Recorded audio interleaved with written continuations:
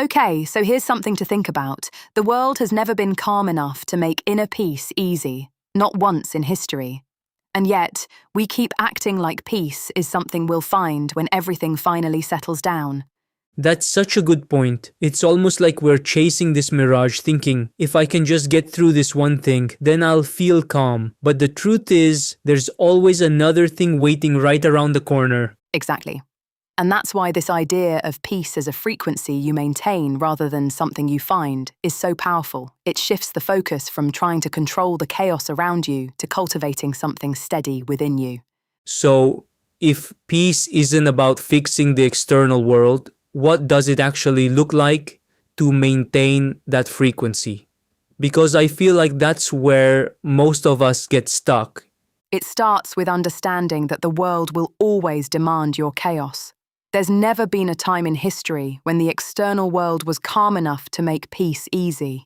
Every era has had its wars, its conflicts, its uncertainties. The specifics change, but the mechanism doesn't.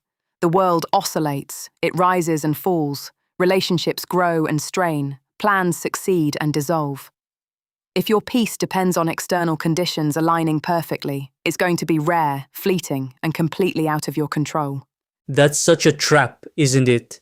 We think, if only this one thing would go right, then I'd feel at peace. But life doesn't work that way. So how do we break out of that cycle? The key is emotional sovereignty. It's about recognizing that peace isn't an outcome, it's a practice.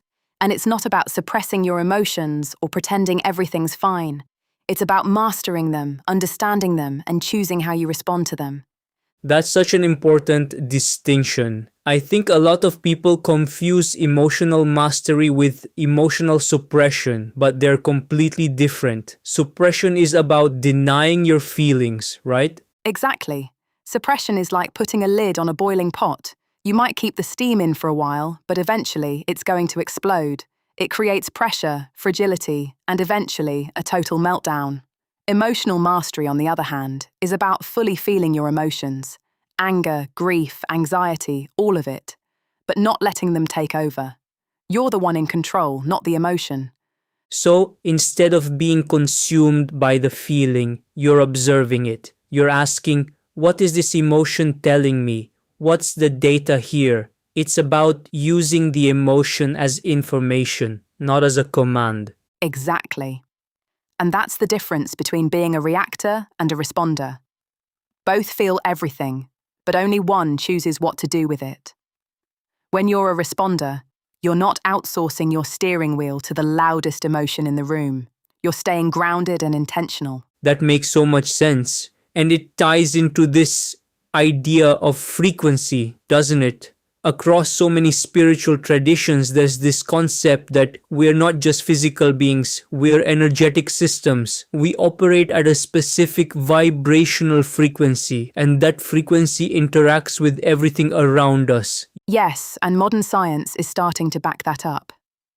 For example, neurocardiology has shown that the heart generates an electromagnetic field that extends several feet beyond the body. And that field changes based on our emotional states.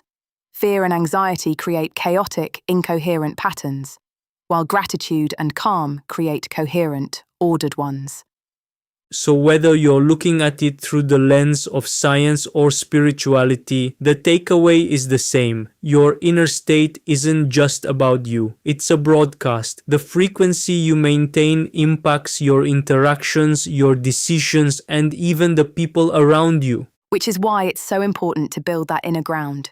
And here's the thing, it's not something you can just turn on in a crisis. It's a foundation you have to build in the quiet, ordinary moments so that when the storm hits, you're ready.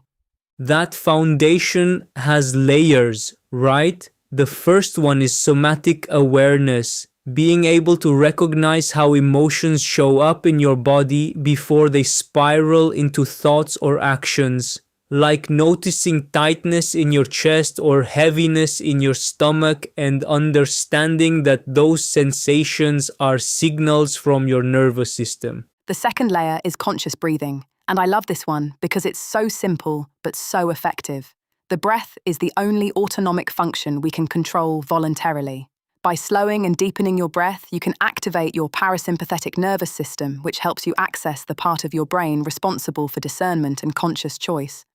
And the third layer is identity anchoring. This one's about remembering who you've decided to be. Not who you feel like in the heat of the moment, but who you are at your most deliberate and intentional. It's like a mental anchor that keeps you steady when everything else feels chaotic. It all comes back to this shift in perspective, seeing external events not as commands, but as information.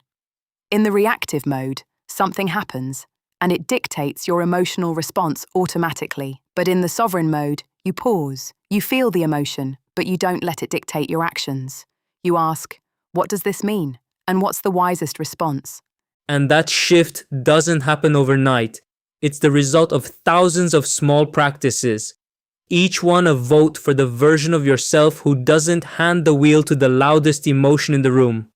And when you get there, when you've cultivated that inner peace, it becomes a source of power, not just for you, but for everyone around you. The most effective leaders, the most transformative teachers, the most creative individuals, they all share this quality of unshakable groundedness.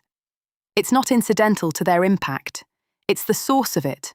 Exactly. When you're not constantly managing reactivity, you have so much more energy for perception, creativity, connection, and strategic action. And your coherence, your calm, steady frequency has a ripple effect. It stabilizes the people and situations around you. The storm will come.